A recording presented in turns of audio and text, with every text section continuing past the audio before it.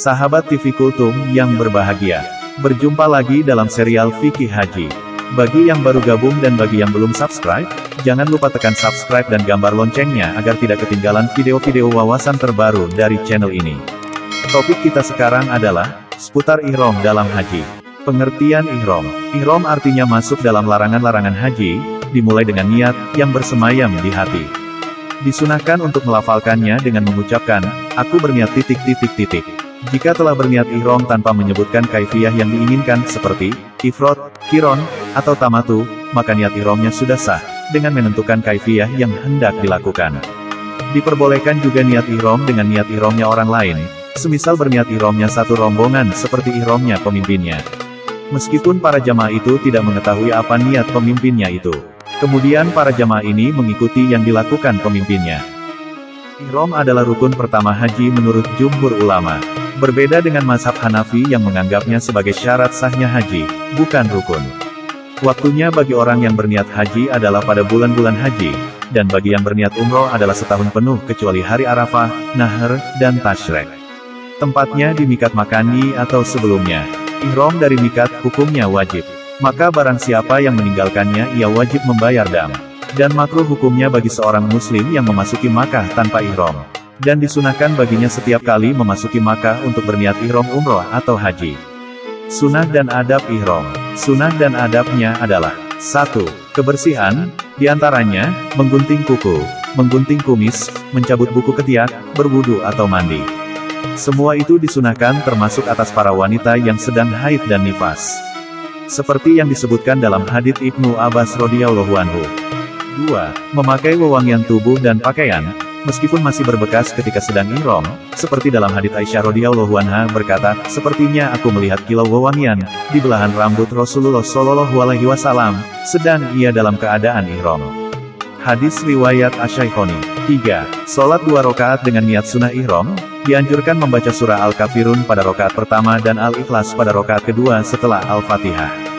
Dalam hadits sahih disebutkan bahwa Rasulullah Shallallahu alaihi wasallam salat 2 rakaat ketika ihram di Dzulhulaifah. Seperti yang diriwayatkan oleh Imam Muslim. 4. Mengumandangkan talbiyah, hukumnya sunnah menurut Asy-Syafi'i dan Ahmad, dalam keadaan ihram. Dan wajib menurut mazhab Hanafi dan Maliki yang jika meninggalkannya terkena dam. Lafadznya seperti yang tercantum dalam As-Sunnah. Labaik Allahumma labaik, labaika la syarika laka labaik, innal hamda wa nikmata laka wal mulk, la syarika lak. Disunahkan menjaharkan, atau mengeraskan suara, ketika talbiyah untuk laki-laki. Sedangkan untuk wanita cukup didengar dirinya sendiri. Disunahkan memperbanyak talbiyah, ketika naik kendaraan atau turun, menanjak naik atau turun, atau ketika berpapasan dengan rombongan lain, setiap usai salat sejak awal ihram sehingga usai melontar Jumroh Aqobah pada hari Nahr.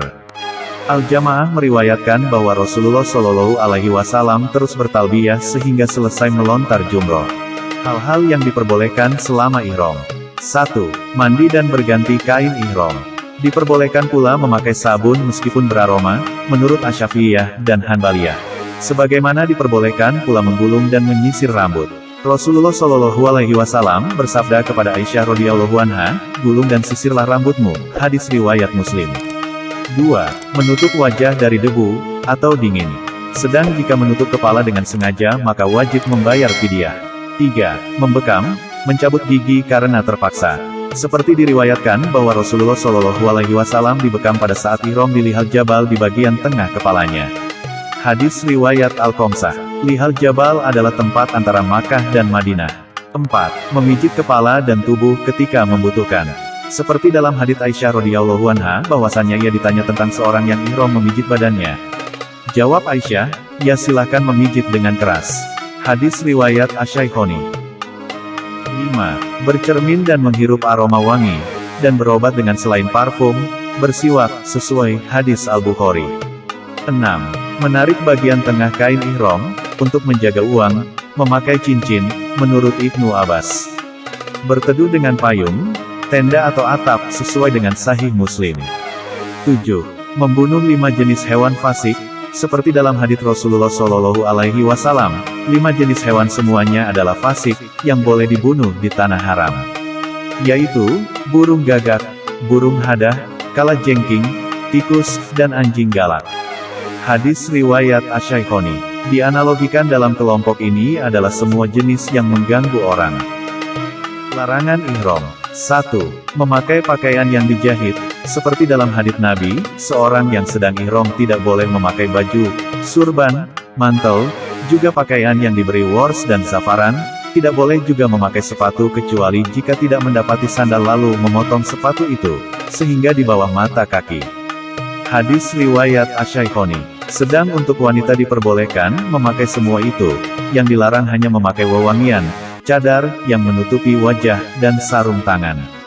Rasulullah pernah melarang hal ini, sesuai riwayat Abu Daud, Al-Baihaqi, dan Al-Hakim. 2. Akad nikah, untuk diri sendiri atau menikahkan orang lain. Seperti dalam hadits Nabi, seorang yang ihram tidak boleh menikah, menikahkan dan khitbah. Hadis riwayat Al-Qamsah, kecuali Al-Bukhari. Akad nikah yang dilangsungkan dalam keadaan ihram, hukumnya batal. Demikian mazhab jumhur. 3. Hubungan suami istri dan mukodimahnya, seperti ciuman, sentuhan dengan syahwat, karena firman Allah yang artinya, maka tidak boleh rafats, berbuat fasik dan berbantah-bantahan di dalam masa mengerjakan haji. Quran Surat Al-Baqarah, ayat 197. Adapun rafats adalah hubungan seks. Haram juga bagi ihram melakukan segala macam maksiat. Inilah yang disebut fusuk. Sebagaimana ia haram berbantah-bantahan dengan sesama. 4. Memakai wewangian pada pakaian atau badan bagi laki-laki maupun perempuan, seperti dalam hadits Nabi yang artinya, dan janganlah kamu memakai pakaian yang dioles zafaran atau wurs. Hadis riwayat Al-Qamsah. Dan jika orang yang sedang ihram wafat, maka ia pun tidak diberi wewangian ketika memandikan atau mengkafaninya. Rasulullah Shallallahu Alaihi Wasallam pernah melarang hal ini, dan bersabda yang artinya, mandikan ia dengan air dan daun bidara, kafanilah dengan kain ihramnya, jangan olesi wewangian, jangan tutup kepalanya, karena nanti di hari kiamat ia akan dibangkitkan dengan bertalbiyah. Hadis riwayat Asy-Syaikhaini dan At-Tirmidzi. 5. Berburu hewan darat, makan hewan yang ditangkap untuk yang ihram atau atas petunjuk orang yang ihram. Sedangkan jika orang lain berburu kemudian orang yang ihram diberi atau membeli maka ia boleh memakannya. Sedangkan hewan laut maka dihalalkan untuk menangkap dan memakannya tanpa larangan. Sesuai dengan firman Allah, yang artinya, dihalalkan bagimu binatang buruan laut dan makanan, yang berasal dari laut sebagai makanan yang lezat bagimu, dan bagi orang-orang yang dalam perjalanan, dan diharamkan atasmu menangkap binatang buruan darat, selama kamu dalam ihram.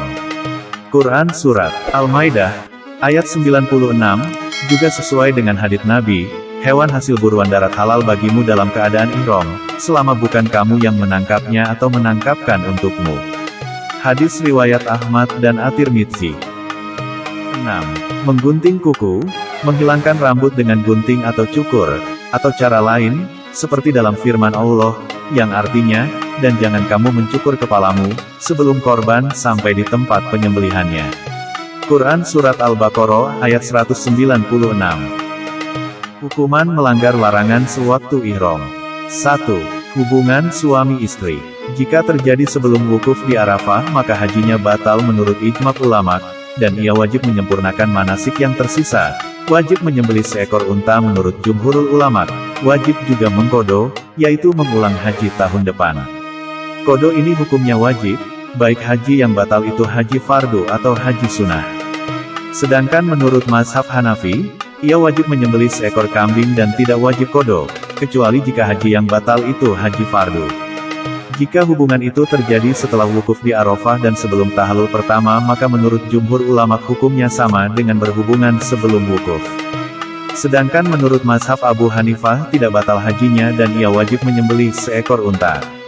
Sedang jika berhubungan seks itu setelah tahallul pertama, maka tidak membatalkan haji, tidak wajib kodo menurut jumhur ulama, wajib membayar fidyah seekor unta menurut Asy-Syafi'i, atau seekor kambing menurut Maliki. 2. Membunuh hewan buruan. Firman Allah, yang artinya, hai orang-orang yang beriman, janganlah kamu membunuh binatang buruan, ketika kamu sedang ihram.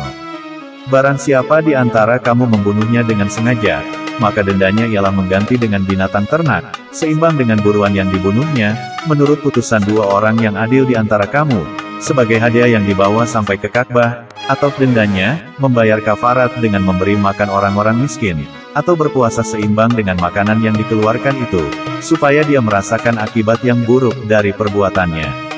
Quran Surat Al-Maidah, ayat 95. Seimbang menurut Imam Syafi'i adalah pada bentuk dan rupa, dan menurut Abu Hanifah adalah pada nilai.